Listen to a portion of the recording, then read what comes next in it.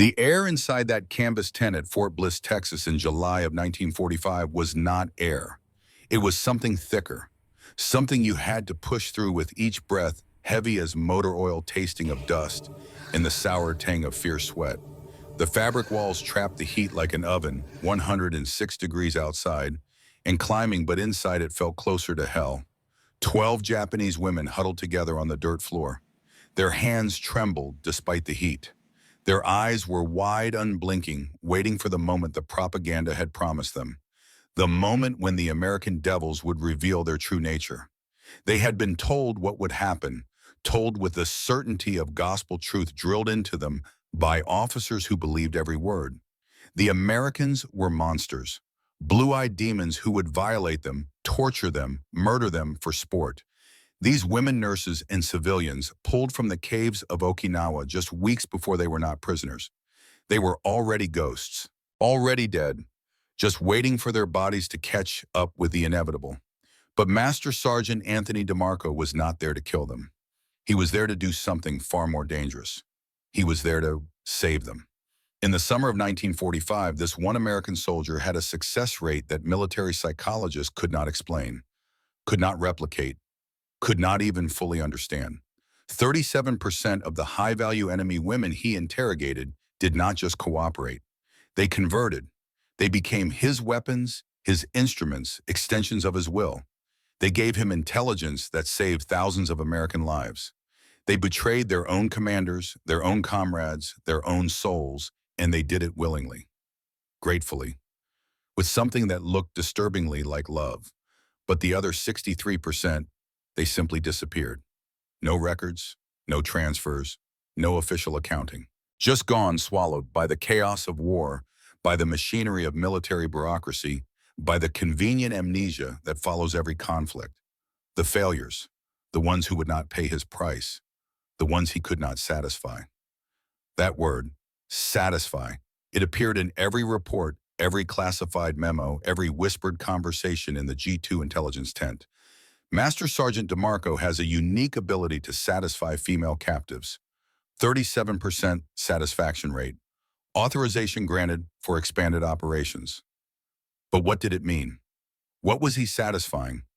And what happened to the women who left his presence, either completely transformed or completely destroyed? Lieutenant Emily Tanaka stood at the entrance to the processing tent, one hand resting on the grip of her sidearm, watching the 12 women shiver in the suffocating heat. She was Nisei's second-generation Japanese-American born in California, raised speaking both languages, trusted by the Army just enough to translate but never quite enough to be given real authority. She had been assigned to DeMarco 3 days ago, 3 days of watching him work, 3 days of growing dread. The other soldiers had a name for him. They called him the Geisha Whisperer, said with a mixture of awe and disgust, the way you might speak of something powerful and unclean. Some of the younger Marines claimed he had a supernatural gift, that he could see into a woman's soul and know exactly what she needed to hear. Others, older men who had seen more of war's machinery, they called him something else. Predator, ghoul, necessary evil. Emily had her own word for him, one she kept locked behind her teeth. Monster. But the question that haunted her, that kept her awake in the barracks at night, staring at the canvas ceiling while Texas crickets sang their endless song, the question was not whether DeMarco was effective. Everyone knew he was effective. The intelligence reports proved it. The lives saved the operation successfully, executed the enemy positions, revealed with perfect accuracy. All of it proved his methods worked. The question was whether a man who could rewrite someone's soul so completely, who could take a woman's deepest shame and transform it into absolute loyalty, whether that man was still human himself, or whether he had traded away something essential, some core piece of himself, in exchange for his terrible gift. The tent flap was thrown back and he entered. DeMarco was not young. 42 years old, in an army of teenagers and men in their 20s, he stood out like a father at a high school dance. But he moved with a grace that defied his years fluid and balanced the way a trained boxer moves, always centered, always ready, which he had been back in Philadelphia in the 20s, before the Depression, before the war, before whatever it was that had taught him to read human souls, like other men read newspapers. He was built like a light heavyweight, thick through the chest and shoulders with powerful arms that strained the fabric of his damp fatigue shirt. His face was all sharp Italian angles, high cheekbones and a strong jaw weathered by sun and time, but still handsome in a brutal elemental way. Dark hair cut military short, olive skin, and those eyes so dark they looked black in the tense dim light, calm and patient as deep water. He did not look at Emily, did not acknowledge her presence beyond a slight nod. His attention was already focused on the women, scanning them with the same methodical care a surgeon might examine patients before an operation. Looking for something, evaluating, calculating. His gaze settled on one girl near the back of the group. She was young, maybe 19, with mud still caked on her hands and knees, her white nurse's uniform torn and filthy. But it was not her appearance that drew his attention. It was her eyes, empty, vacant, staring at nothing, seeing nothing present in body but absent in every way that mattered. Catatonic, the medical report had said. Found in the caves at Shuri, clutching a phantom bandage, making compression motions over and over, trying to stop bleeding that was not there. Had not spoken since capture. Had not responded to food, water, kindness, threats, anything. A ghost in a body that still breathed. This one, DeMarco said. His voice was low, rough-edged, like gravel wrapped in velvet. I will take this one. Emily felt her stomach tighten. Sergeant, she has not spoken in 6 weeks. The doctors say she may never. I will take her, he repeated, not louder, not harsher, just absolute. The voice of a man who did not explain his decisions because he had long ago stopped needing to justify them. The girl's name was Yuki Nakamura, 19 years old. Member of the Himeyuri Lily Corps student nurses conscripted to serve in the field hospitals as the Americans closed in on Okinawa. She had seen things in those caves that had broken something fundamental inside her.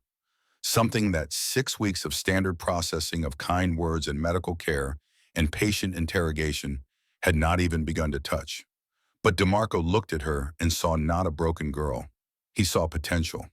Now I know many of you watching this served during that time.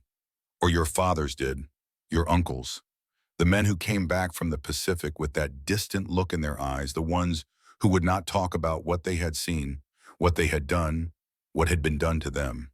You remember what it was like, the weight of that uniform, the decisions that kept you up at night, the choices between what was right and what was necessary. This story is about one of those decisions, the kind that saves lives but costs something you cannot measure in casualty reports or medal citations. The kind that changes you in ways that do not show up in any file, any record, any official accounting. If you have ever had to make a choice like that, or if you just want to understand what your father's generation went through, what they carried that they could never quite set down, drop a comment below. Let us honor these stories together, because they deserve to be remembered, even the dark ones, especially the dark ones. But first, you need to meet the weapon that DeMarco was about to forge from Yuki Nakamura's shattered soul. Fort Bliss, Texas sits just north of El Paso, sprawling across the desert like a temporary city that somehow became permanent. In July of 1945, it was bursting at the seams.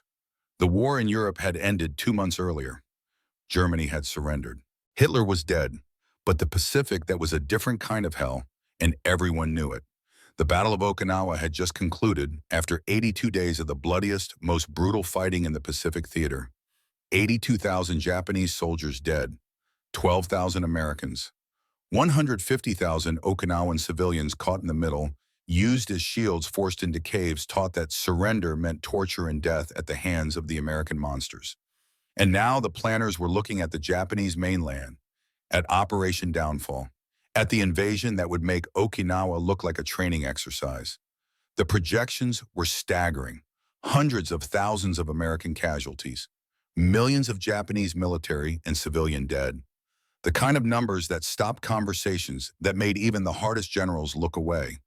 They needed intelligence, needed to understand how the Japanese military would fight on home soil. Needed to know about defenses, morale, civilian indoctrination, everything. Lives depended on it, not just thousands, potentially millions. That is where DeMarco came in, but his service record had gaps, redacted pages.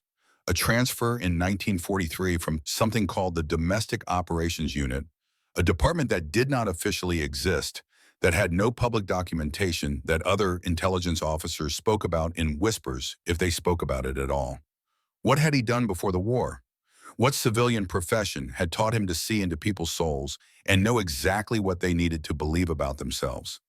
What made him so effective at taking shame and guilt and rage and transforming them into cooperation, into loyalty, into weapons he could aim at the enemy? The answer to that question would not come for 30 years. Not until 1975, when his daughter, cleaning out his apartment after his death, would find a letter he had written but never sent. A confession of sorts. An explanation that explained nothing and everything at once. But in July of 1945, all Lieutenant Emily Tanaka knew was that she had just been assigned to translate for the most effective and most disturbing interrogator in the Pacific Theater. And his first subject was a 19-year-old girl who had not spoken in 6 weeks. The private holding tent was set up on the eastern edge of the compound, away from the main barracks where the sounds of men and machinery faded into the vast Texas silence. As the sun finally touched the horizon, the heat broke just enough to breathe. Not cool, not even comfortable. But the air stopped pressing down quite so hard, stopped feeling like a physical weight on your chest. Inside the tent, it was still 95 degrees, but that felt like mercy. The tent smelled of canvas and dust and the sour sweet scent of unwashed fear. One lantern hung from the center pole, casting amber light that turned everything softer, warmer, more intimate than it had any right to be. Yuki Nakamura sat on a wooden ammunition crate, hands resting on her knees, staring at the dirt floor with those empty, hollow eyes. 19 years old, but looking both younger and infinitely older at the same time. Her skin was pale beneath the grime, her hair matted and unwashed, her nurse's uniform stiff with dried mud and things Emily did not want to identify. But it was her hands that held the attention. Clean hands, Emily noticed, despite the filth everywhere else. Someone had washed them. Or maybe Yuki had washed them herself over and over, trying to wash away something that water could not touch. The hands moved in a pattern. Clutch, release. Clutch, release. Fingers closing around phantom cloth, pressing down on an invisible wound, trying to stop bleeding that had already stopped, that had never been hers to stop. Over and over. A loop of motion, a prison of memory. Emily had tried for 20 minutes. Had spoken to her in Japanese and English in soft tones and formal ones, had offered her water, food, kindness, promises of safety. Had told her again and again that the Americans were not monsters, that she would not be hurt, that she was safe now. Yuki's eyes had not moved, had not blinked. It was like talking to a photograph, to a memory of a person rather than the person herself. DeMarco had been standing in the corner for 10 minutes just watching, not evaluating, not planning, just being present with her trauma, with the weight of whatever she was carrying. Finally, he moved. He did not announce himself, did not speak, did not make promises or issue commands. He simply crouched down in front of her, slowly, carefully, the way you might approach a wounded animal that could bolt or bite or simply die from the shock of human contact. He reached into his pack. The tinfoil wrapper caught the lantern light, flashing gold and silver. A Hershey bar, standard issue. The brown paper and foil packaging that every GI knew by heart. DeMarco unwrapped it with deliberate, unhurried movements. The chocolate had softened in the Texas heat, starting to melt at the edges, dark and glossy. He set it on the ground in front of her, directly in her line of sight. Then he sat back on his heels and he waited. The smell hit first. Sweet, rich. The distinctive scent of American chocolate, familiar to anyone who had been around the troops, foreign to anyone who had not. Yuki's eyes, those dead, vacant eyes, they flickered. Just once. Just for a fraction of a second. Toward the chocolate. Then back to the floor. DeMarco did not move. Did not speak. His breathing was slow and even. His posture was relaxed, patient, like he had all the time in the world. Like he could sit there forever if that was what it took. Emily watched from the tent entrance, her hand resting on her sidearm, not sure what she was witnessing, not sure if she should intervene or simply observe. The silence stretched. 10 minutes. 15. The only sounds were the cicadas beginning their evening chorus outside and the faint rustle of the tent canvas settling in the cooling air. The chocolate was melting now, pooling slightly on the wrapper, its edges going soft and glossy. 20 minutes. Yuki's breathing changed, slowed, deepened. The mechanical clutching of her hands eased the rhythm, breaking for the first time since Emily had started watching. 23 minutes after DeMarco had set down the chocolate, Yuki's right hand moved, trembling, hesitant, reaching out like a child reaching for something forbidden. Her fingertip touched the chocolate, came away brown. She stared at her finger, at the melted chocolate, at the evidence that the world still contained things besides caves and death and impossible choices. Her eyes lifted, met DeMarco's, and something passed between them. Some recognition, some wordless acknowledgement that she was still there, still present, still capable of wanting something, even something as small as chocolate. That night at 2 in the morning, Emily sat in a Jeep 50 yards from the tent, watching the lantern light flicker through the canvas walls. DeMarco had dismissed the guards, had ordered them back, told them not to approach under any circumstances. He had requisitioned supplies from the quartermaster. Not handcuffs, not a spotlight or restraints or any of the equipment used in standard interrogations. He had requisitioned a cot, wool blankets, a kettle for tea. Emily had been watching for 7 hours. She had seen DeMarco's silhouette moving inside, had heard the murmur of his voice low and steady, like a prayer you might hear through church walls. But she could not make out the words. Could not tell what he was doing, what he was saying, what was happening in that tent. What the hell was he doing to her? She had read his file earlier that day, the unredacted portions at least. Born in Philadelphia, 1903. Boxer in the 20s, light heavyweight, good enough to go professional, but not good enough to make real money. Worked in advertising in New York through the 30s. Volunteered in 1942, too old for combat, but valuable for his other skills. Assigned to military intelligence. Transferred to Pacific Theater in 1943. And then the redacted pages. A full year missing from his record. A transfer to and from a unit that had no official designation. A note from his commanding officer that simply read, Sergeant DeMarco does not interrogate subjects. He converts them. He understands the mechanics of shame and belief better than any priest I have ever met. Recommend for operations requiring absolute psychological dominance. Psychological dominance. What did that mean? What was he doing in there? Inside the tent, the kettle whistled soft and low.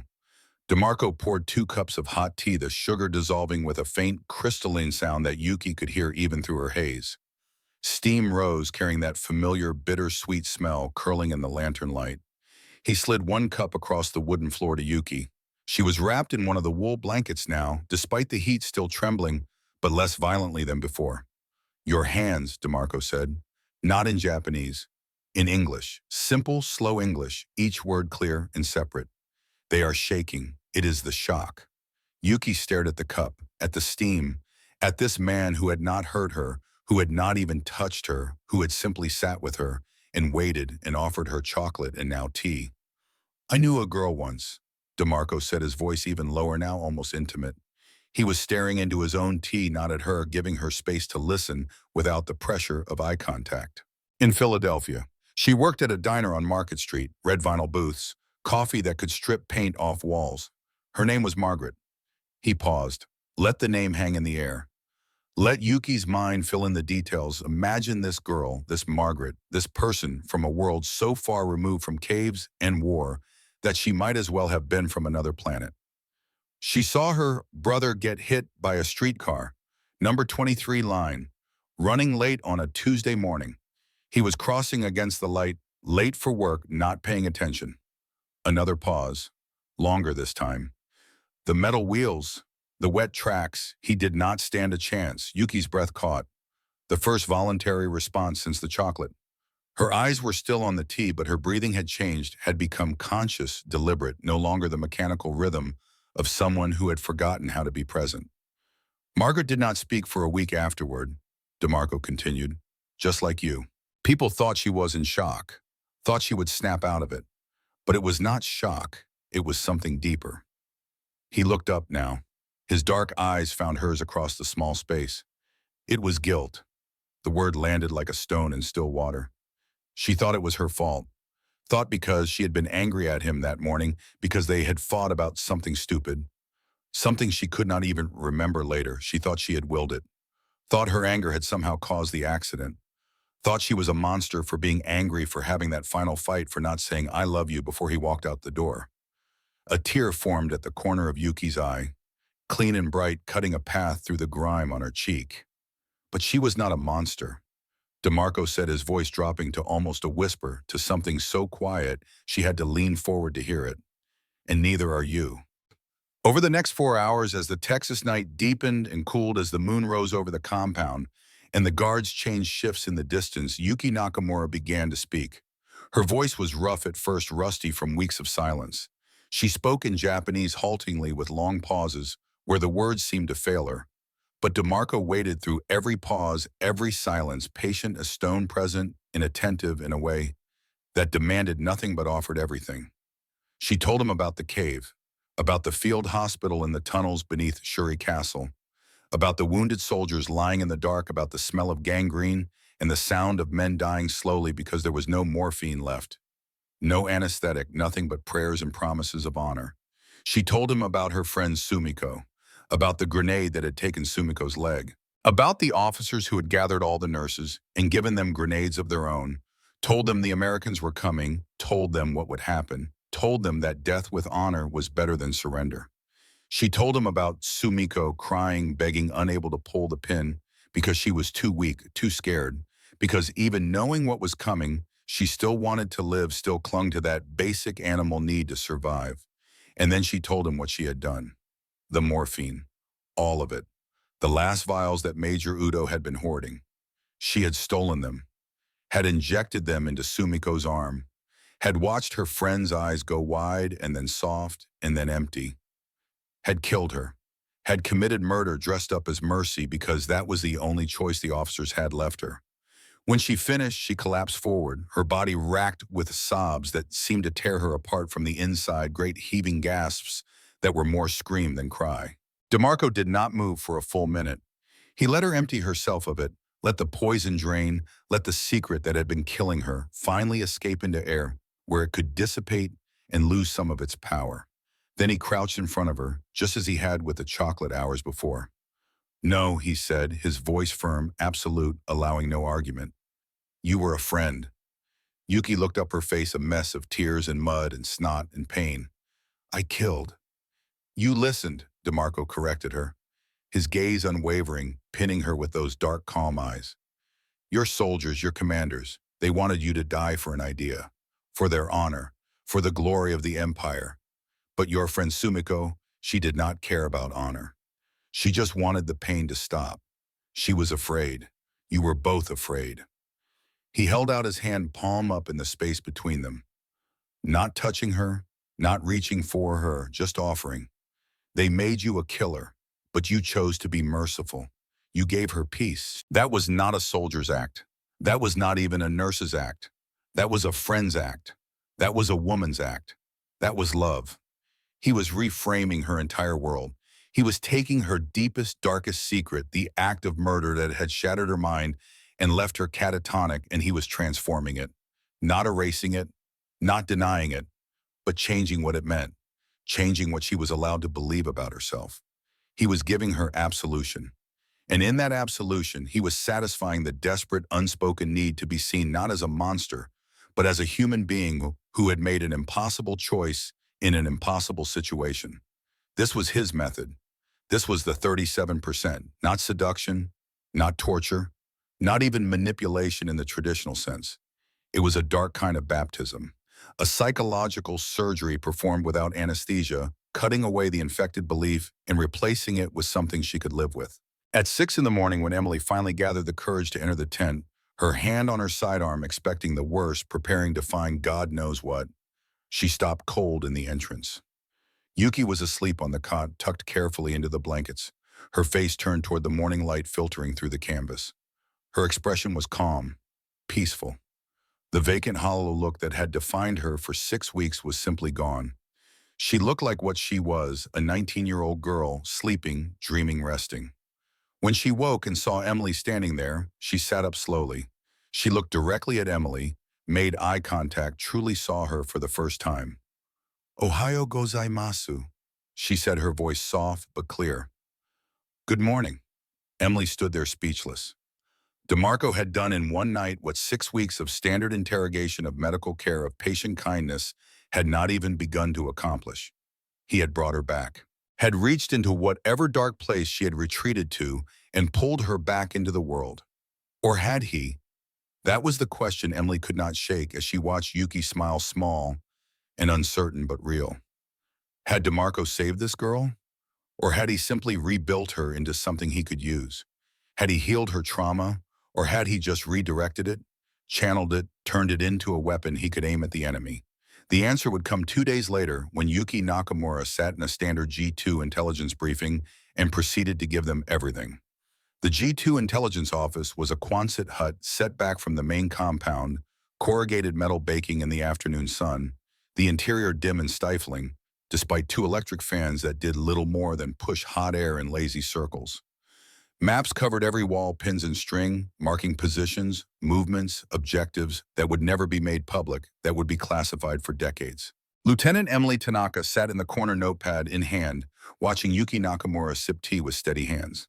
It had been 2 days since that morning in the tent. 2 days since Emily had seen the transformation. And the change was not just surface level, not just a matter of the girl speaking again or responding to questions. It was deeper than that, more complete. Yuki looked like a different person. Her hair had been washed and tied back properly. She wore a clean uniform provided by the quartermaster, simple gray cotton, that made her look younger, somehow more vulnerable. But her posture was upright, confident even. Her hands, those hands that had clutched phantom bandages for 6 weeks now, rested calmly in her lap, fingers laced together still. The catatonic girl from the tent was gone. In her place sat someone remade. Captain Morrison, a heavy-set man from Boston with tired eyes and coffee-stained fingers, sat across from her. He had been doing this for 2 years, extracting information from prisoners, piecing together intelligence from fragments in lies and terrified confessions. He was good at his job, patient, professional, kind when he needed to be, firm when kindness failed. But he had never seen anything like this. "Miss Nakamura," he said, his voice gentle, speaking English, because Emily had explained that Yuki understood it now, that DeMarco had been teaching her. "I want you to know that anything you tell us will be held in the strictest confidence. You are not in trouble. We simply want to understand what you experienced." Yuki nodded once.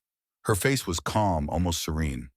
She took another sip of tea, the porcelain cup making a soft click against the saucer. "Field Hospital, Cave 3A. She said, her voice quiet but precise, each word clearly enunciated. "We ran out of anesthetic by May 10th. Major Udo, the senior medical officer, he hoarded the remaining morphine, kept it in a metal box with a combination lock. Only for officers, he said. Only for the important wounded." Captain Morrison leaned forward, suddenly very attentive.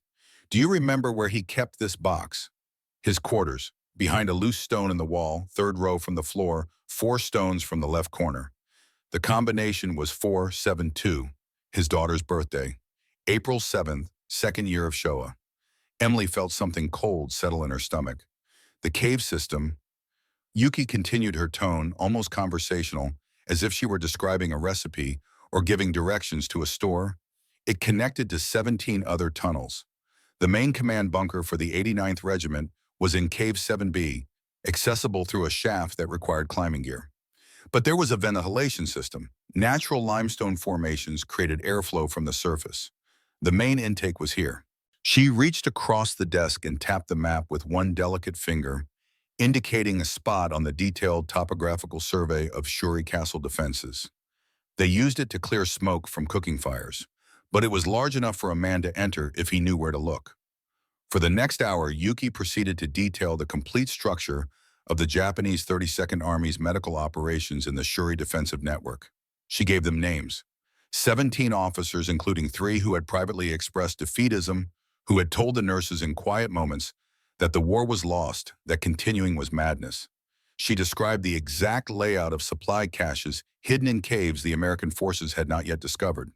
She told them about fresh water sources, about which tunnels connected to which, about the morale of the troops, about what the soldiers said when they thought no one was listening. She gave them the location of Major General Cho's auxiliary command post. She described the defensive positions that had not yet been activated. She detailed the communication systems, the codes they used, the scheduled radio checks. It was an intelligence goldmine. Every word, every detail, every name would be verified, cross-referenced, and used to plan operations. Every piece of information would translate directly to saved American lives, to fewer casualties, to shorter battles, to boys who would come home instead of dying on those blood-soaked hills. Captain Morrison was thrilled. His hands shook slightly as he wrote, filling page after page of his notebook. When Yuki finally finished, when she sat back and took another calm sip of her tea, he looked at Emily with something like wonder in his tired eyes. "This is incredible," he said. "Her intel is pristine, detailed. This could change everything." Emily just nodded, her throat tight, her mind racing. She watched Yuki's serene expression, the small peaceful smile on her lips, and felt sick. DeMarco had satisfied her, had taken her guilt and given her purpose, had transformed her shame about Sumiko into something she could carry, could live with. And in that exchange, in that moment of psychological alchemy, he had bought her loyalty so completely that she would give him anything, everything. The 37%, they were not just cooperative, they were converts. They were his.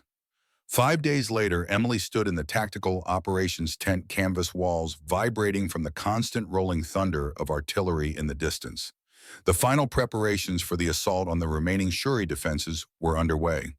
The air smelled of dust and diesel fuel and the particular electrical charge that comes before violent. Colonel Matthews stood at the map table, pointer in hand, his face gray with exhaustion, but his eyes bright with the peculiar energy of impending victory. Around him, a dozen officers listened with the focused attention of men whose decisions would determine who lived and who died in the next 48 hours. "It was exactly as the asset indicated," Matthews said, tapping the map with sharp, precise movements. "The ventilation shaft for the 89th Regiment command bunker is right here. We bypassed the primary defenses entirely. 7th Marines went in at 0400 this morning." Emily stood at the back of the tent, notepad forgotten in her hands, listening with growing horror. "They used the corkscrew and blowtorch method," Matthews continued, his voice matter-of-fact, clinical. "White phosphorus down the ventilation shaft first. Clears the air. Burns the oxygen, forces anyone inside to either evacuate or suffocate. Then flamethrowers into the main entrance as they came out. Clean cut. Minimal American casualties. That entire section of the defensive line is broken now." Clean cut. The words echoed in Emily's mind. Clean cut.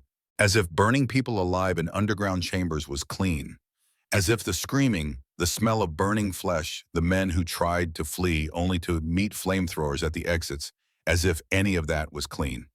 Yuki had given them that information. The ventilation system, the shaft locations, the size of the openings, the layout of the tunnels. She had provided it as penance, as the price of her absolution, as her payment to DeMarco for taking away her guilt about Sumiko. And now dozens of people were dead, burned alive, suffocated, incinerated in caves they could not escape. Some of them had been her colleagues, nurses, medics, the people she had worked alongside, who had treated the same wounded soldiers, who had shared the same impossible conditions. Emily left the tent before she vomited. Walked quickly across the compound, past the motor pool, past the supply depot, to a quiet corner where the maintenance crews kept the vehicles. The smell of oil and gasoline was thick here, baking in the afternoon heat, but at least it was honest. At least it did not pretend to be something it was not. She found DeMarco by one of the jeeps, sitting on an overturned crate, cleaning his .45 caliber pistol with methodical, unhurried movements. His thick, powerful hands worked with practiced precision, field stripping, the weapon wiping each component with an oiled cloth, the metal parts clicking together with that distinctive sound of well-maintained machinery. He looked relaxed, calm, like a man who had just finished a satisfying day's work. "They are dead," Emily said, her voice shaking with cold fury she could barely control. "All of them. The men she treated, the nurses she worked with, the people who trusted her. You used her guilt to make her an accomplice to mass murder." DeMarco slid the receiver back into place. That smooth, oiled click of steel on steel.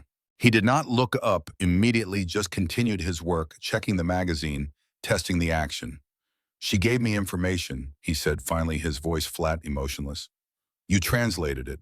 The colonel gave it to the Marines used it, And now 1,000 American boys who were supposed to die on that hill are going to eat hot chow tonight instead of being shipped home in boxes.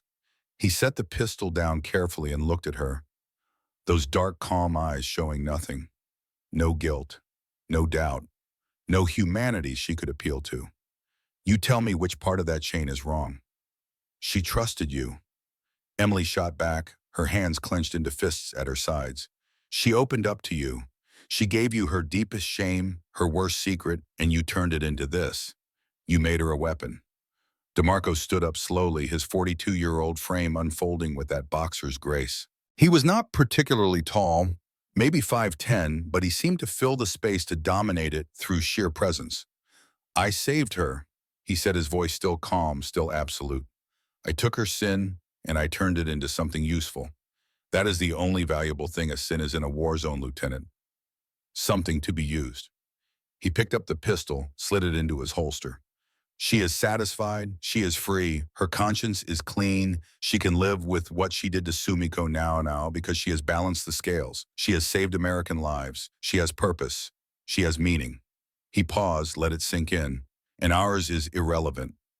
Emily stared at him, this man who spoke about human souls like they were equipment to be requisitioned and deployed. And what about the ones you cannot save, the ones you cannot satisfy? What happens to the 63%? Something shifted in DeMarco's expression. Not softening, exactly, but a flicker of something darker, something he usually kept hidden. We have one now, he said quietly.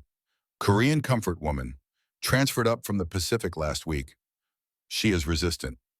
The tent was different. That was Emily's first thought when she entered the holding area where they had placed the woman called Keiko. Not just different in layout or equipment, though it was more Spartan than Yuki's had been. No cot, no tea kettle, just a wooden chair and a bucket. Different in atmosphere, in the quality of the air itself. This tent stank, not just of unwashed bodies and fear, though those smells were present and strong. It stank of something deeper, of rage so pure and concentrated, it seemed to have a physical presence, a weight, a texture you could almost touch. The heat was worse here too, or maybe it just felt worse because of what the heat was carrying. 108 degrees outside, hotter inside, and the smell of rage and despair baking in the Texas sun until it became something solid, something oppressive. Keiko sat in the wooden chair, hands resting on her knees, back straight.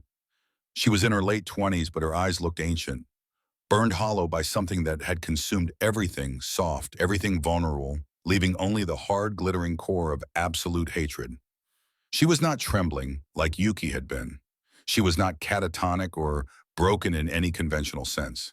She was hard, crystallized. A woman who had been subjected to such systematic degradation that she had transformed into something that could no longer be hurt because there was nothing left to hurt. DeMarco entered carrying his tea service, the same ritual he had used with Yuki. The kettle, the cups, the patient-waiting presence. Emily translated as he spoke, though her voice sounded thin and uncertain in the face of Keiko's vast, consuming silence. We know what they did to you, DeMarco said, his voice gentle, coaxing. We are not them.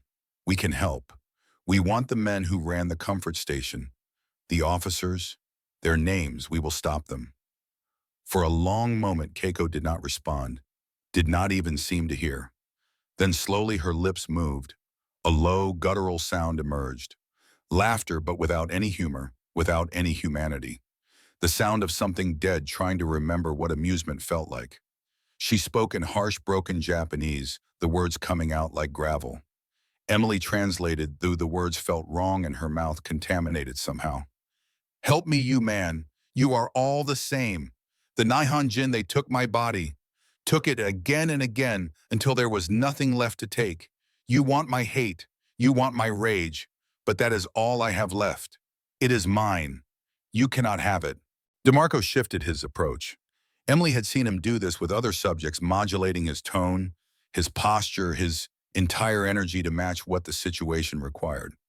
With Yuki, he had been gentle, patient, almost paternal. Now he became something harder. This is not for you, he said, his voice taking on an edge. This is for the other girls, the ones they still have. You give us the names, we stop them. We save others from what happened to you. Keiko's terrible smile widened. Her teeth were yellowed, one front tooth chipped. Her gums looked unhealthy. "No," she whispered, and Emily felt the word like a physical blow. "I pray every night that you find them. I pray you use your fire. I pray you burn them all." She leaned forward slightly, her ancient eyes glittering in the dim light. "The men and the girls they hold. Burn it all clean. Burn it all away. Burn me with it if you want. I do not care. I want it all gone." Emily felt her blood run cold. This woman's trauma was not a wound that could be healed. It was not even a void that could be filled. It was a fortress impregnable and absolute. She did not want absolution. She did not want redemption or purpose or meaning. She wanted annihilation. For herself, for her tormentors, for the entire world that had allowed such things to happen. DeMarco watched her for a long, silent minute. Emily could see him searching, probing, looking for any crack, any fragment of guilt or hope or fear that he could leverage, any human need he could identify and satisfy. He found nothing, just void, just rage so complete it had become a kind of peace. In his clinical assessment, measured by whatever internal calculus he used to evaluate these things, Keiko was unreachable. She could not be satisfied because the only thing that would satisfy her was impossible. She wanted the world to burn, and she wanted to burn with it, and there was no path from that desire to cooperation. She was, in his terminology, a dry hole, one of the 63%. He stood up abruptly, his movements sharp, almost angry. "We are done here." Emily looked at him confused. "Sergeant, that is it." DeMarco turned to the MP standing guard at the tent entrance. Young kid, maybe 20, with Arkansas dust still on his boots. "This one is a dry hole, Corporal. No intel value. Reclassify her. Transfer her to general population compound." Emily grabbed his arm before he could leave her fingers digging into the fabric of his sleeve. "Sergeant, no, you cannot. You know what general population means." She knew. Everyone knew. The general population compound was where they kept the bulk of the prisoners. Thousands of them. Japanese soldiers, German POWs, Italian deserters. All mixed together in overcrowded conditions, minimal supervision, violence simmering just below the surface at all times. A Korean comfort woman in that environment would not survive a week, would not want to survive. The men there, they would see her not as a victim, but as an opportunity, as something to be used. Again, it was not a transfer. It was a death sentence. DeMarco shrugged her hand off his eyes like black ice, cold and impenetrable. "She is no use to G2, Lieutenant. I save the ones I can use. The rest are just collateral. That is the part of the chain I live with." He walked out into the brutal afternoon heat, leaving Emily standing there with the MP and Keiko, who had already resumed her silent, hateful stare at the tent wall, as if the entire conversation had not happened, as if she had already left this world in every way that mattered. The MP moved to take her. Emily did not stop him, could not stop him. She just watched as Keiko stood up slowly, mechanically, and allowed herself to be led away. To general population. To whatever fate awaited her there. To disposal. Now, I want to pause here for a moment because this is where the story gets complicated, where the clean lines between right and wrong start to blur, where the moral arithmetic stops adding up in any way that makes sense. DeMarco saved Yuki. That is a fact. Her intelligence prevented thousands of American casualties, prevented boys from dying on hills they never should have had to climb. That is also a fact. But Keiko, she is part of the cost. The 63%. The ones who cannot or will not pay his price. The ones who are discarded like broken equipment because they serve no purpose in his calculus. For those of you who served, you know about hard calls. You know about decisions where there is no good answer, just less bad ones. Decisions that keep you up at night decades later, wondering if you chose right, knowing you will never really know. What would you have done in DeMarco's place? Tell us in the comments. Because before you decide, before you judge, you need to know about the woman who would test him like no one else had. The one who would prove that he was not always the one in control, that sometimes the hunter becomes the hunted. Her name was Sachiko Yamamoto. She was 35 years old, Okinawan nobility, Tokyo educated, classical beauty, and according to intelligence intercepts, she was the civilian mistress of General Mitsuru Ushijima, the commanding general of the entire Japanese 32nd Army, the man who had turned Okinawa into a graveyard. If anyone knew where Ushijima was hiding now, where his final command post was located, what his plans were for the last stand, it was her. And G2 had given DeMarco one directive written in clear, unambiguous language that left no room for interpretation. Get that location, by any means necessary. DeMarco had requisitioned his supplies 3 days ago. Emily had seen the list, had felt her stomach turn when she read it. Not handcuffs, not a spotlight, not chains or restraints or intimidation equipment. He had requisitioned 2 silk kimonos, a case of Suntory whiskey, and a shakuhachi flute, the traditional Japanese bamboo instrument sourced God knows where, probably from some collector's estate sale in El Paso. What in God's name was he planning to do with her? The holding area for this prisoner was not a tent. It was an actual structure, a small adobe house on the edge of the Fort Bliss grounds, requisitioned by G2 and placed under armed guard. The kind of building that normally housed junior officers or visiting dignitaries, now converted into a prison for one woman. Emily had stood outside that house this morning, looking at the paper screens on the windows, watching the guards posted 100 yards back, and felt something she had not felt before in all her time working with DeMarco. Not disgust, not anger, not even moral outrage. Dread. Because whatever was about to happen in that adobe house, whatever method DeMarco was planning to use on Sachiko Yamamoto, it was not going to be like Yuki. It was not going to be gentle confession and absolution and tea. It was going to be something else entirely. Something that would either end the war or prove that there were some souls even DeMarco could not buy. And Emily had a terrible suspicion that she already knew which it would be. Inside the adobe house, the air was different. Still, heavy, like the moment before a thunderstorm, when the entire world seems to hold its breath, waiting for the first crack of lightning to release the pressure. The afternoon sun filtered through paper screens on the windows, turning the harsh Texas light into something softer, warmer, almost golden. The effect was deliberate. DeMarco had positioned everything deliberately. The tatami mat on the floor, requisitioned from some storage facility that held confiscated Japanese goods. The low wooden table. The paper screens themselves, installed just yesterday by engineers who did not ask questions. He was creating a space. Not American, not Japanese. Something in between. A liminal place where the normal rules did not apply, where 2 people from opposite sides of the world could meet on neutral ground and negotiate the price of souls. Sachiko Yamamoto knelt on the tatami mat in perfect seiza position, back straight, hands folded in her lap, her expression serene and distant. She looked like she was presiding over a tea ceremony in some elegant Tokyo tea room, not sitting in a converted prison in the Texas desert. 35 years old. Okinawan aristocracy, educated in the best schools, fluent in classical Japanese and English and French. She had presence, the kind that comes from generations of breeding, of knowing without question that you are superior to those around you. Classical beauty that age had refined rather than diminished. High cheekbones, elegant neck, eyes that missed nothing even when they appeared to see nothing at all. She wore a simple cotton yukata, plain gray, but she made it look like silk. Her hair was pulled back in a traditional style, held with a single wooden pin. No makeup, no jewelry, no ornamentation of any kind. She did not need it. She had not spoken since her capture 3 days ago. Had refused all food, all water. Had simply knelt in this position, waiting with the patient dignity of someone who had already accepted death, who was simply waiting for her body to catch up with the inevitable. Emily stood against the wall, notepad in hand, watching Sachiko with a mixture of admiration and dread. This woman was not broken like Yuki had been. She was not consumed by rage like Keiko. She was simply resolved, complete. A woman who had made her choice and was at peace with it. How do you manipulate someone who wants nothing?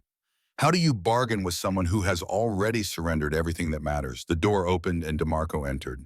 But this was a different DeMarco than Emily had seen before. He was not wearing his usual rumpled fatigues stained with sweat and dust. He had cleaned himself, shaved carefully, put on a fresh, starched khaki uniform that looked like it had just come from the quartermaster, pressed with sharp creases, the fabric still holding that new smell. His 42-year-old frame, that boxer's build, looked powerful in the clean uniform. Commanding. Not the dusty, tired soldier, but something closer to what he must have been before the war. A man of the world. A man who had moved in circles where appearance mattered, where presentation was everything. He was carrying a wooden box lacquered black about the size of a briefcase. He did not look at Emily, simply gestured with one hand toward the door. His meaning was clear. Leave. She hesitated, caught between her duty to translate and her growing certainty that whatever was about to happen, she did not want to witness it. Lieutenant DeMarco said, his voice low but absolute. You will stay. You will translate. But only when I tell you. Emily nodded and pressed herself further against the wall, trying to become invisible to be present without being seen. DeMarco moved to the tatami mat and sat down opposite Sachiko, not crouching, not looming over her, sitting cross-legged in a posture of relaxed, informal respect.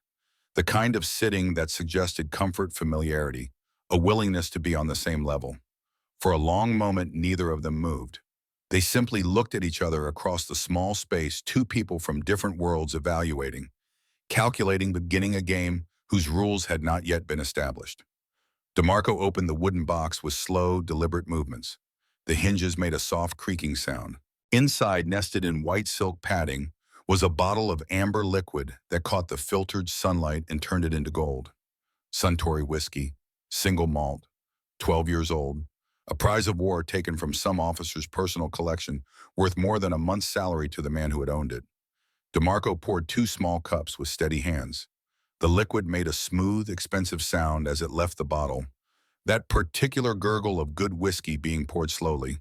The smell filled the small space. Rich, complex. The scent of oak and smoke and time. He slid 1 cup across the tatami mat towards Sachiko with a gentle push. The cup left a faint, wet trail on the woven surface. Sachiko's eyes, which had been fixed on the torn paper screen to her left, moved, focused on the cup. Registration. The first voluntary attention she had shown in 3 days. DeMarco lifted his own cup but did not drink yet. When he spoke, his voice was low, smooth, almost intimate. Emily translated, though her voice sounded thin and intrusive in the heavy silence. It is a poor substitute for a tea ceremony. Sachiko's gaze shifted from the cup to DeMarco. She studied him the way you might study an interesting insect under glass, curious but detached. You America Jin, she said, her voice a low, cultured contralto speaking Japanese with a Tokyo accent that marked her as educated, refined. You know nothing. The first word she had spoken. Emily felt something shift in the room, some invisible barrier beginning to crack. DeMarco smiled, just a small curve at the corner of his mouth, not mocking, knowing. I know that General Ushijima appreciates good whiskey, he said, sipping from his cup. Single malt when he can get it. But in war, you take what you can find. He was not reading from an intelligence brief. He was performing, showing her that he had done his research, that he understood. I know he is a romantic. He writes poetry, a haiku about the moon, about cherry blossoms falling, about beautiful things that must die, about the fleeting nature of all things. Sachiko's hands resting calmly in her lap clenched slightly. He had bypassed her defenses, had struck at something deeper than nationality or loyalty. He had struck at her pride. He sees you as the Sakura, DeMarco continued, his dark eyes never leaving hers. Beautiful, perfect, doomed to fall with him in one final gesture of tragic beauty. The silence stretched. Outside, a hot wind rattled the paper screens. Somewhere in the distance, a truck engine turned over, cough died. He is samurai, Sachiko said finally, her voice cold controlled. He will die honorably, as is proper. DeMarco leaned back slightly, getting comfortable like a man settling in for a long conversation. He will die in a hole in the ground, he said, his voice losing its softness, taking on a blade of hard truth. He will kneel on stone. He will take a short sword and cut his own belly open. His aide will stand behind him with a longer blade and hack at his neck until his head comes off. It will take multiple strokes. It always does. His honor will be a pool of his own guts and blood on a cave floor that no one will ever see. He paused. Let the image settle. And you are supposed to die with him. Female Gyokusai, the jewel shattering alongside the master's jewel. Is that your honor? being an accessory to his death poem, a footnote in his final haiku. Sachiko's composure cracked. Just for a moment, a flash of something raw in her eyes, anger, or pain, or recognition of a truth she had been trying not to see.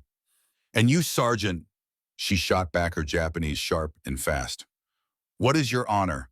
Luring me with stolen whiskey, pretending to understand things you cannot possibly comprehend."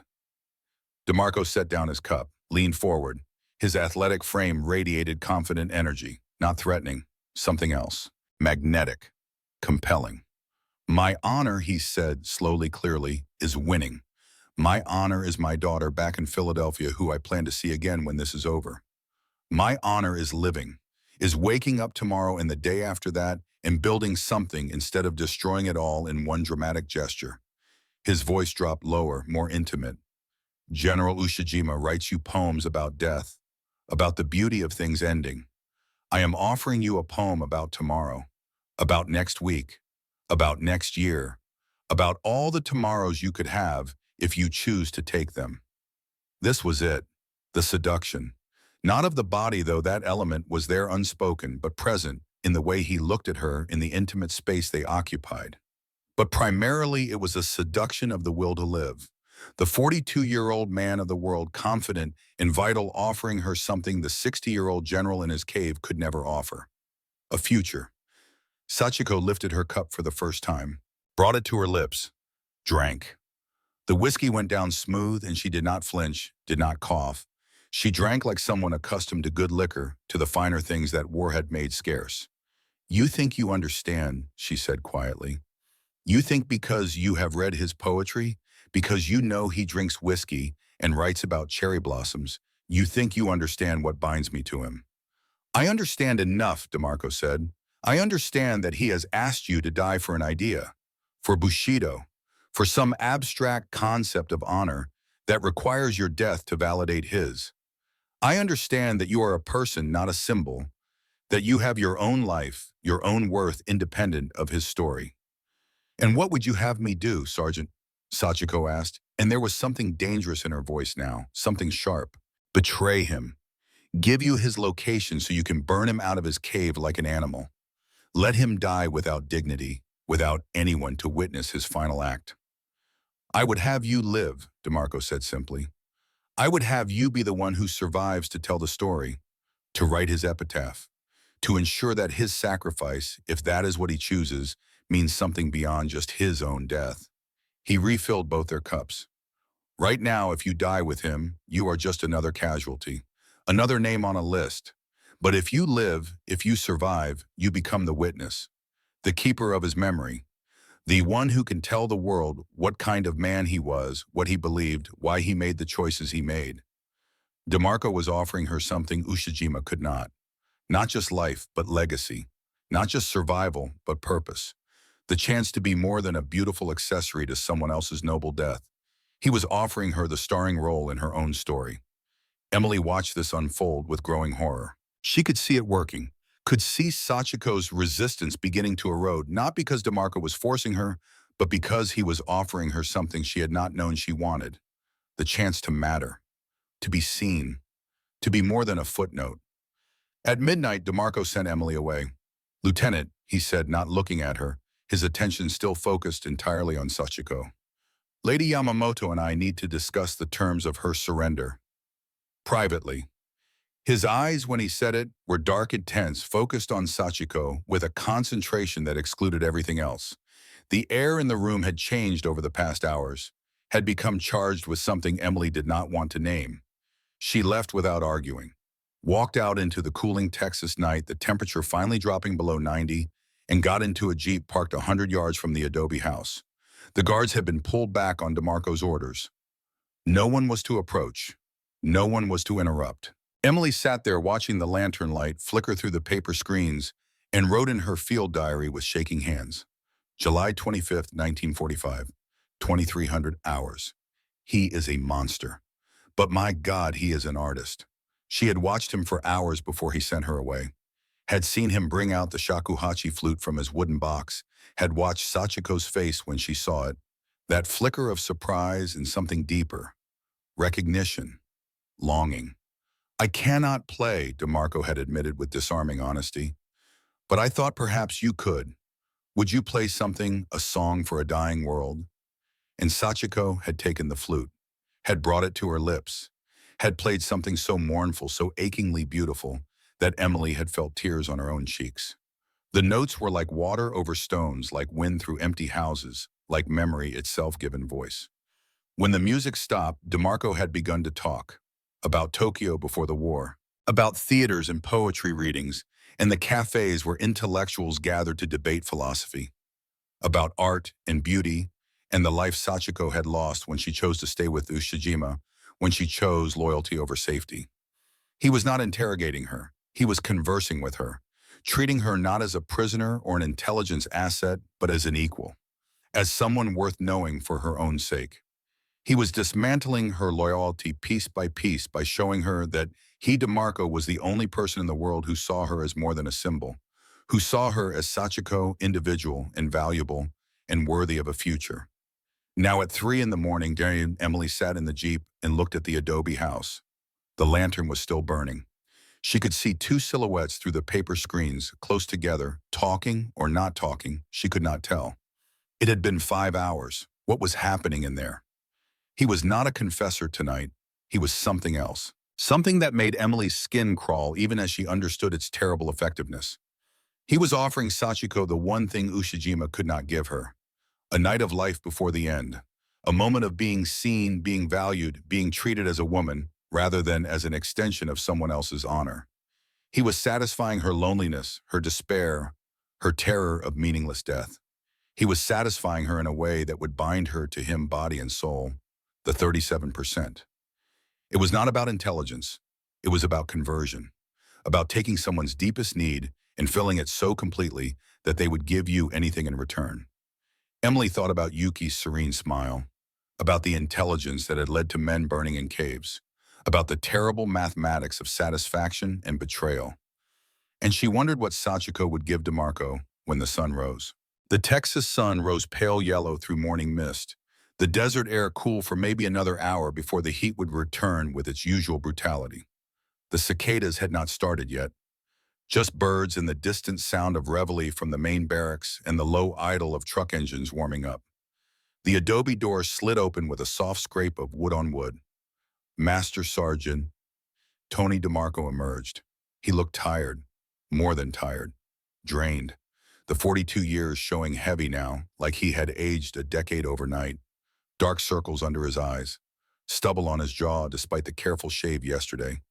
His uniform was rumpled, the sharp creases gone replaced by the wrinkled evidence of a long night. But his shoulders carried a different weight now. His jaw had that subtle set, the way a man looks when he has accomplished something difficult, something that cost him, but that he believes was necessary. Victorious. That was the word. Despite the exhaustion, despite the visible toll, he looked victorious. He walked to Emily's Jeep with measured steps. She had been there all night dozing in fits, watching the house, unable to leave, unable to sleep properly. When she saw him coming, she sat up straight, her heart pounding. He was holding a small piece of rice paper folded carefully, carried like it was made of glass. "She is cooperative?" Emily asked, her voice coming out rough, strangled. DeMarco stopped beside the Jeep, lit a cigarette with hands that shook slightly, the only visible sign of the night's exertion. The smoke curled up into the morning air, getting caught by a light breeze and pulled away. "She is satisfied," he corrected, his voice, rough damage from talking, from smoking, from whatever had happened in those 5 hours. He handed her the paper. Emily unfolded it with trembling hands, her breath caught when she saw what was inside. A map, hand-drawn, executed with the precise, beautiful calligraphy of someone educated in traditional arts. Each line clean and certain. Each label written in elegant characters that managed to be both functional and aesthetic. The cave system at Mabuni Hill, Okinawa. The exact location of General Ushijima's command bunker. The communications tent. The supply stores. The fresh water source. The ventilation shafts. The escape routes. His personal quarters marked with a small circle and the character for commander. Everything. Complete. Perfect. A total betrayal rendered in beautiful brushstrokes. "Why?" Emily whispered, still staring at the map. her honor, her love for him. How did you? DeMarco took a long drag on his cigarette, blew smoke toward the rising sun. He wanted her to die with him, he said quietly. An accessory, a beautiful postscript to his story. His final haiku would mention her maybe. The faithful lover who followed him into death. Romantic, tragic, very Bushido. He paused, watching the smoke dissipate. I convinced her to live, to be the one who writes the epitaph instead of being written into someone else's. She is not a traitor, Lieutenant. She is a survivor. She gets to tell the story now. She gets to decide what it means. Emily looked up at him, this man who could twist psychology into shapes that should not be possible. You gave her legacy. I gave her satisfaction, DeMarco corrected. Same thing I gave Yuki. Same thing I could not give Keiko. I found what she needed to believe about herself. That she mattered. That she was more than just the woman who stood behind the great man. And I made it real. He dropped the cigarette and ground it out with his boot. Ushijima gets to die with his honor intact. Samurai, noble, all that. And she gets to live. Gets a future. Gets to be the one who remembers, who testifies, who keeps his memory alive in the way she chooses. She gave me his location. I gave her the power to control his legacy. Emily felt sick. The transaction was so clean, so perfect, so absolutely monstrous in its elegance. That is what we do, Lieutenant, DeMarco said, his voice taking on an edge she had not heard before. Something defensive, something that suggested he was trying to convince himself as much as her. We find what people need. We give it to them, and in that moment when they feel human again, when they feel seen and valued and like they matter, they give us everything. He looked at her directly, those dark eyes demanding understanding. That is not evil. That is the most American thing there is. We give people hope. We give them the possibility of being something better than what they were, even when that hope cost them everything they thought they were. 2 days later, Emily stood on a ridge overlooking the Fort Bliss firing range, watching the final preparations for a demonstration strike. The heat had returned with a vengeance, 109 degrees by noon, the air shimmering over the desert floor. Major General Samuel Bradford stood at the forward observation post, surrounded by his staff, all of them focused on the mock-up target range spread out below. They had constructed a replica of the cave complex at Mabuni Hill, based on Sachiko's map, complete with ventilation shafts, multiple entrances, the whole network rendered in sandbags and plywood in engineering expertise. The general was in a buoyant mood. This demonstration would prove to Washington that they could precision strike these cave complexes, that they could minimize American casualties in the coming mainland invasion, that the intelligence they were gathering from prisoners like Sachiko was solid gold. Emily stood with DeMarco a quarter-mile back near the communications jeep. He was cleaning his fingernails with a pocket knife, relaxed, waiting for his vindication, waiting to be proven right. It is quiet, Emily said, her nerves stretched tight despite the heat, despite the routine nature of this demonstration. They are saving it, DeMarco replied without looking up, for the grand finale. At 13:15 hours, the American artillery opened up. The roar was deafening, world ending a barrage aimed at the mock bunker coordinates that Sachiko had provided. Shells screamed overhead and impacted with massive explosions that threw dust and smoke hundreds of feet into the air. Then Emily heard a sound she had never heard before. A high-pitched tearing hiss, like fabric ripping at the sky itself, followed by a series of sharp, precise cracks that cut through even the artillery barrage. Not random, not panicked return fire, professional, targeted, surgical. Incoming, someone screamed, but it was already too late. 5 shells, maybe 6, walked with terrifying precision directly onto the forward observation post.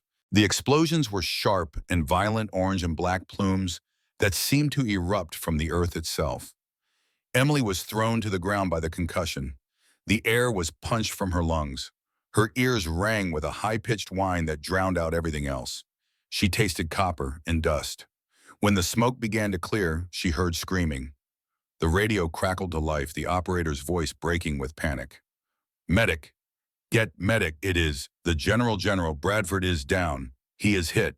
Major General Samuel Bradford, dead within minutes. Coral shrapnel to the chest and neck, the pieces driven deep by the force of the explosion. the highest-ranking American officer to be killed in a stateside training accident during the entire war.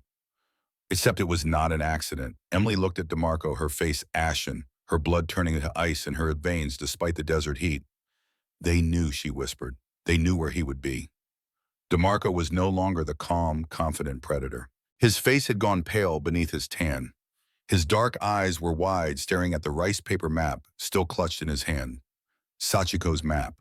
The terrible logic crashed over Emily like a wave. The map had been perfect, had shown the Japanese positions with flawless accuracy.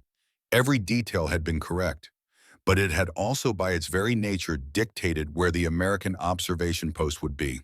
A map of a fortress shows not just the fortress, but the best place to observe it, the optimal firing position, the place where a commander would naturally position himself to watch the strike. Sachiko had given them Ushijima's location, had ensured her own survival by providing valuable intelligence. And then she had delivered the American commander to her lover, had given Ushijima one final victory, one last chance to die, not as a rat trapped in a cave, but as a samurai who had struck a blow against the enemy, general for general, soul for soul. She had played DeMarco's game, had let him think he was the one in control, the one doing the converting, the one satisfying her needs. And she had won. She had satisfied her duty to Ushijima, had given him an honorable death with American blood to market, and she had satisfied her own need to survive, to live, to have a future beyond being a footnote in his final haiku. She had given both men exactly what they wanted, and in doing so had taken everything from both of them. The 37%, Emily realized with horror, were not successes. They were not women DeMarco had saved or converted or dominated. They were the ones complicated enough, strong enough, desperate enough to turn his own methods against him, to take the satisfaction he offered and use it as a weapon. DeMarco stood there staring at the map, watching smoke rise from where General Bradford had died, and Emily saw something she had never seen before in his dark, calm eyes. Doubt. For the first time since she had met him, Master Sergeant Tony DeMarco looked like a man who had miscalculated, who had been outplayed, who had traded in souls and found that sometimes the currency flows both ways. He started, then stopped. Tried again. She played me. Emily said nothing. There was nothing to say. Around them, men were screaming, running, trying to save people who were already dead. The demonstration had turned into a massacre. The proof of concept had become a catastrophe. And somewhere in that adobe house, Sachiko Yamamoto knelt on her tatami mat, serene and satisfied, having bought her future with an American general's blood and secured her lover's honor with perfect, beautiful betrayal. The 37% were not conquered. They were the ones who learned to conquer back.